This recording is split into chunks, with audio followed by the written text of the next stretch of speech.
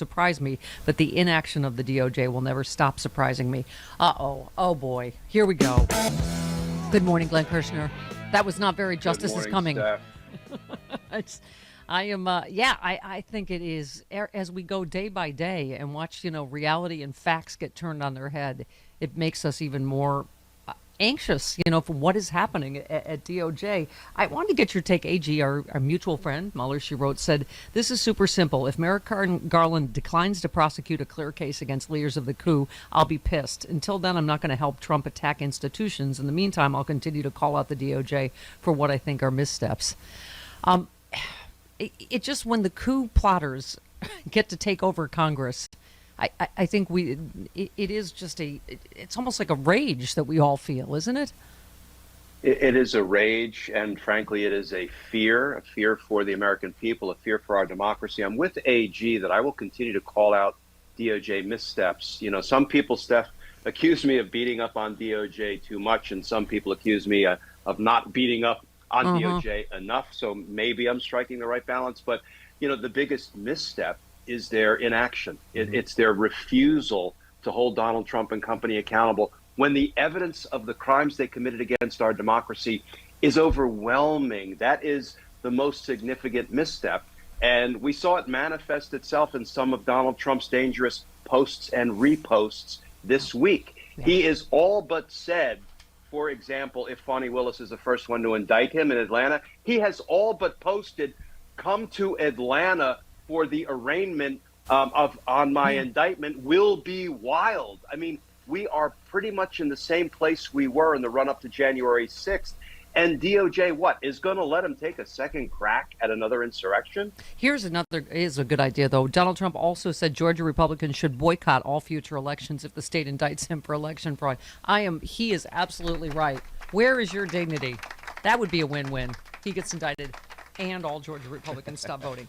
But, I mean, this really, to watch just the people that engaged in the insurrection go on, not only go, unpunished, but that are leading committees now trying to investigate the investigators and God knows what else. We just wonder, what is the time frame on this when we've had all these convictions already for seditious conspiracy going up the ladder?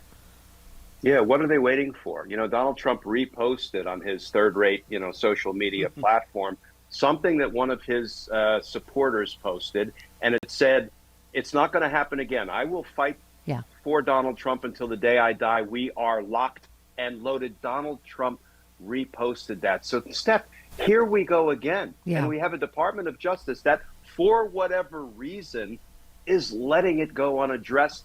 I'll never be able to explain why.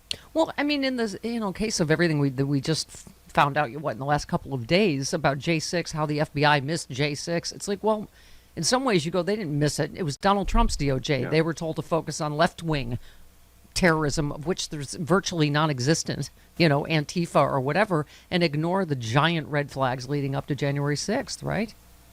Yeah, they didn't miss anything. All of these decisions they made, these were calculated decisions. I never want to think the worst of our government, of our Department of Justice, of our FBI.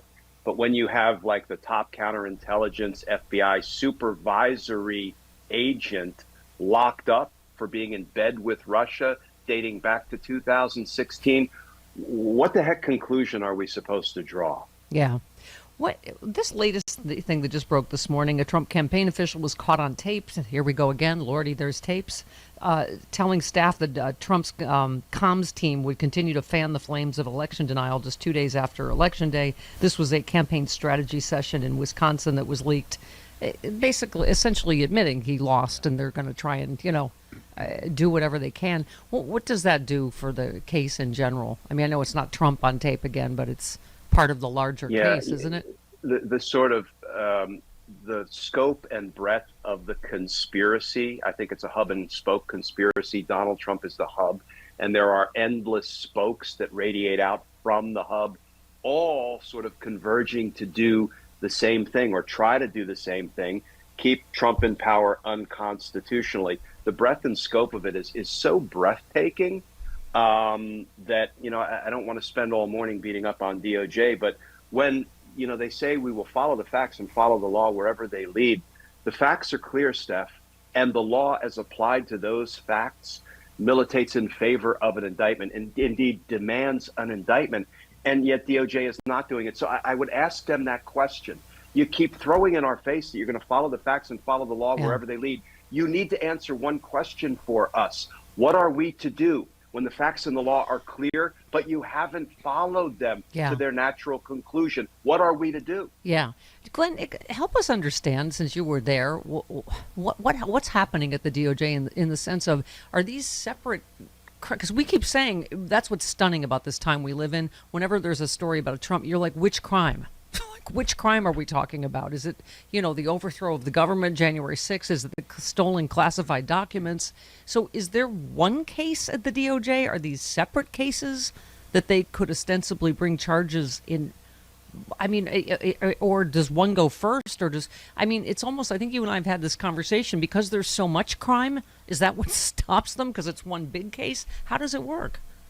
Yeah, all great questions, and I can't answer them definitively, but I can tell you ordinarily how we would do business. We would investigate. And is Georgia part of the J6 case? I'm just curious. Would that be part of the national? Georgia is running its own investigation, but there's certainly overlap, because Donald Trump's Georgia state election crimes were part of his larger conspiracy to retain the presidency unlawfully. So yes, there's lots of overlap there. Ordinarily, what we do is when we have a target of an investigation and we know that target has committed lots of crimes across the spectrum, we investigate all of them at the same time, hopefully thoroughly, professionally, and aggressively. And then the decisions we have to make, Steph, are, can we batch some of them together in one conspiracy, or are these really separate crimes that need to be brought separately? So I think those are probably the discussions that are going on inside of the Department of Justice. I don't expect you're going to see one enormous overarching conspiracy with everything beginning with the campaign finance crimes he committed with Michael Cohen through the crimes he's committing today at Mar-a-Lago and elsewhere. I think you're going to see if they're doing it right, if they're doing it the way we always do it, you're going to see a series of fairly large conspiracies.